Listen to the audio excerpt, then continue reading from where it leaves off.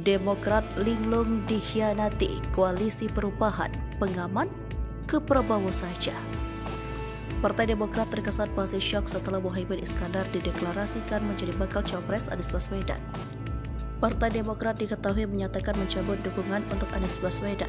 Mereka juga menyatakan keluar dari koalisi perubahan seiring dengan bergabungnya PKB ke koalisi Nasdem. Koalisi Nasdem PKB telah mendeklarasi duet Anies Baswedan dan Muhaimin Iskandar atau Anies Caimin sebagai pasangan capres-cawapres untuk Pilpres 2024.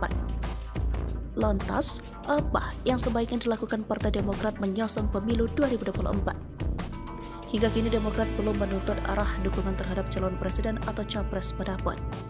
Pengamat politik Universitas Al-Azhar, Ujang Komarudin, mengatakan Demokrat harus melakukan kalkulasi secara matang dalam memilih koalisi agar tidak merasa dirugikan dan dikhianati lagi.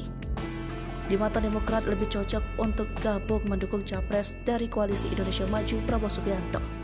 Sebab partai berlambang bintang Mercy itu pun belum bisa bersatu dengan PDI Perjuangan.